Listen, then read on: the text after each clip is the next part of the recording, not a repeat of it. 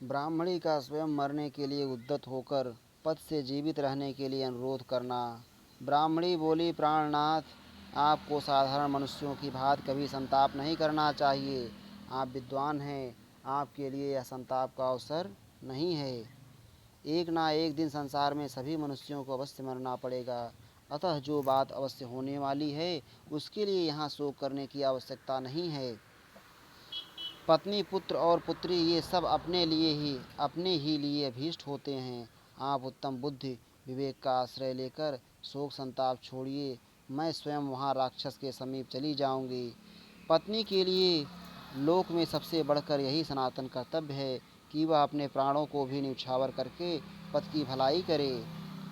पति के हित के लिए किया हुआ मेरा वह प्राणोत्सर्ग रूप कर्म आपके लिए तो सुखकारक होगा ही, मेरे लिए भी परलोक में अच्छे सुख का साधक और इस लोक में यश की प्राप्ति कराने वाला होगा। यह सबसे बड़ा धर्म है जो मैं आपसे बता रही हूँ। इसमें आपके लिए अधिक से अधिक स्वार्थ और धर्म का लाभ दिखाई देता है। जिस उद्देश्य से पत्नी की अभिलाषा की जाती है, आपने वह उद्देश्य मुझसे सिद्ध कर लिया है।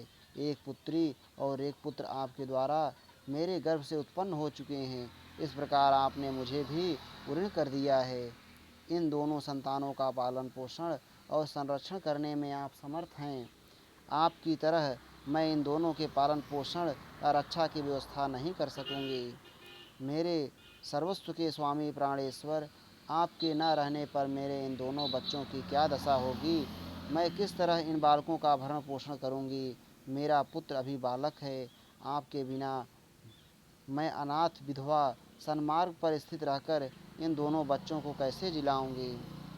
जो आपके यहाँ संबंध करने के सर्वथा योग्य हैं, ऐसे अहंकारी और घमंडी लोग जब मुझसे इस कन्या को मांगेंगे, तब मैं उनसे इसकी रक्षा कैसे कर सकूंगी। जैसे पक्षी पृथ्वी पर डाले हुए मांस के टुकड़े को लेने के लिए झपटते हैं, उसी प्रकार सब लोग विधवा स्त्री को वश में करना चाहते हैं। द्विजश्रेष्ठ, दुराचारी मनुष्य जब बार बार मुझसे याचना करते हुए मुझे मर्यादा से विचलित करने की चेष्टा करेंगे, उस समय मैं श्रेष्ठ पुरुषों के द्वारा अभिलषित मार्ग पर स्थिर नहीं रह सकूंगी। आपके कुल की इस एकमात्र निरपराध बालिका को मैं बाप दादों के द्वारा पालित धर्म मार्ग पर लगाए रखने में कैसे समर्थ होंगी। आप धर्म के ज्ञाता हैं। आप जैसे अपने बालक को सद्गुणी बना सकते हैं, उस प्रकार मैं आपके न रहने पर सब ओर से आश्रयहीन हुए इस अनाथ बालक में वांछनीय उत्तम गुणों का आधान कैसे कर सकूंगी। जैसे अनधिकारी शूद्र वेद की श्रुति को प्राप्त करना चाहता हो, उसी प्रकार अयोग्य पुरुष मेरी अवहेलना करके आपकी इस अनाथ बालिका को भी ग्रहण करना चाहेंगे। आपके ही उत्तम गुणों से संपन्न अपनी इस पुत्री को यदि मैं उन अयोग्य पुरुषों के हाथ में ना देना चाहूँगी, तो वे बलपूर्वक इसे उसी प्रकार हर ले जाएंगे जैसे कौवे यज्ञ से हविष्य का भाग लेकर उड़ जाएं। ब्राह्मण, आपके इस पुत्र को आपके अनुरूप न देखकर और आपकी इस पुत्री को भी अयोग्य पुरुष के वश में पड़ी देखकर तथा लोक में घमंडी मनुष्यों द्वारा अपमानित हो अपने को पूर्वक सम्मानित अवस्था में ना पाकर मैं प्राण त्याग दूंगी, इसमें संशय नहीं है। जैसे पानी सूख जाने पर वहाँ की मछलियाँ नष्ट हो जाती हैं, उसी प्रकार मुझसे और आपसे रहित होकर अपने ये दोनों बच्चे निस्संदेह नष्ट हो जाएंगे। नाथ, इस प्रकार आपके बिना मैं और ये दोनों बच्चे तीनों ही सर्वथा विनष्ट हो जाएंगे, इसमें तनिक भी संशय नहीं है। इसलिए आप केवल मुझे त्याग दीजिए। ब्राह्मण पुत्रवती स्त्रियां यदि अपने पति से पहले ही मृत्यु को प्राप्त हो जाएं, तो यह उनके लिए परम सौभाग्य की बात है। धर्मज्ञ विद्वान ऐसा ही मानते हैं। पिता, माता और पुत्र ये सब परिमित मात्रा में ही सुख देते हैं। अपरिमित सुख को देने वाला तो केवल पति है। ऐसे पति का कौन स्त्री आदर नहीं करेगी। आर्य पुत्र, आपके लिए मैंने यह पुत्र और पुत्री भी छोड़ दी, समस्त बंधु बांधवों को भी छोड़ दिया। अब अपना यह जीवन भी त्याग देने को उद्यत हूँ। स्त्री यदि सदा अपने स्वामी के प्रिय और हित में लगी रहे, तो यह उसके लिए बड़े बड़े यज्ञों, तपस्याओं, नियमों और नाना प्रकार के दानों से भी बढ़कर है।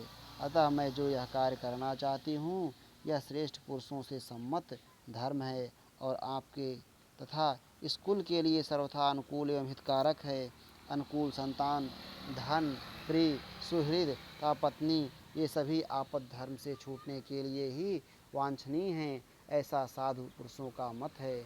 आपत्ति के लिए धन की रक्षा करे, धन के द्वारा स्त्री की रक्षा करे और स्त्री तथा धन दोनों के द्वारा सदा अपनी रक्षा करे। पत्नी, पुत्र, धन और घर, ये सब वस्तुएं दृष्ट और अदृष्ट फल, लौकिक और पारलौकिक लाभ के लिए संग्रहणीय हैं। विद्वानों का यह निश्चय है।